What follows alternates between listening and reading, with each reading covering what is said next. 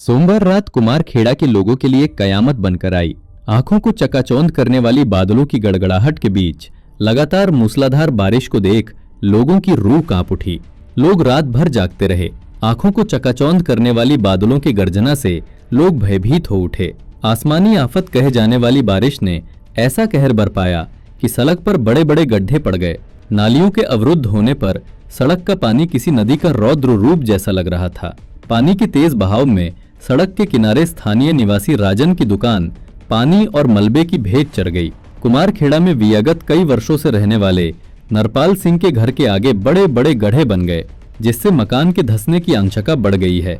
कुमारखेड़ा निवासी दीपक कुमार का मकान भी खतरे की जद में आ चुका है।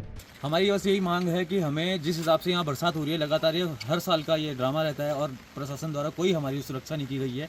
ना ही हमारे पास कोई वैकल्पिक व्यवस्था है रहने के लिए। कम से कम 500 लोग यहाँ पर रहते हैं हमारे वार्ड में, और कोई ना वैकल्पिक व्यवस्था है, ना ही कोई टेम्परेरी व्यवस्था, ना ही कोई परमानेंट व्यवस्था कर रहा है। हम लोगों की एक ही मांग है कि सारी जनता को एक टेम्परेरी व्यवस्था को ना छोड़ देखते हुए परमानेंट कहीं पर विस्थापन किया जाए, जिससे सभी लोग जीवन जलकल उनका बना रहे। 1 महीने से लगातार बरसात हो रही है और यहाँ पर बहुत जगह नुकसान हो गया है।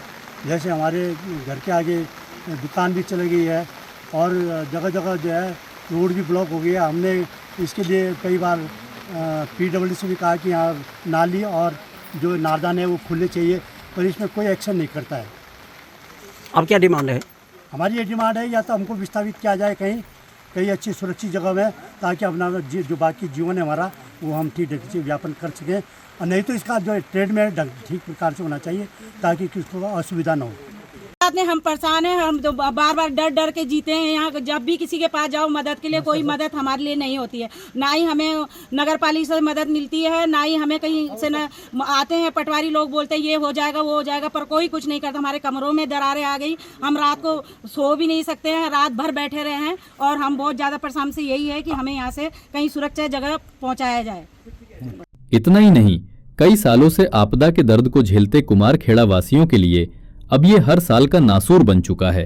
कुमारखेड़ा वासियों का कहना है कि हर साल कुमारखेड़ा में आपदा आती है, या तो सुरक्षा के पक्के इंतजाम किए जाएं, अथवा बार बार की परेशानी से छुटकारा पाने के लिए कुमारखेड़ा वासियों को विस्थापित किया जाए। वहीं कैबिनेट मंत्री सुबोध उनियाल ने प्रभावित क्षेत्रों का दौरा किया, जिसमें कुमारखेड़ा को भूगर्भीय सर्वे करवाने की बात कही। वहीं उन्होंने बताया कि कुमारखेड़ा और अन्य प्रभावित क्षेत्रों की लगातार मॉनिटरिंग की जा रही है और हर संभव प्रयास किया जा रहा है कि क्षेत्रीय जनता को किसी प्रकार की कोई असुविधा न हो। इस मौके पर पालिका अध्यक्ष राजेंद्र विक्रम सिंह पवार ने बताया कि जल्द ही पालिका अंतर्गत प्रभावित क्षेत्रों में निर्माण कार्य करवाया जाएगा।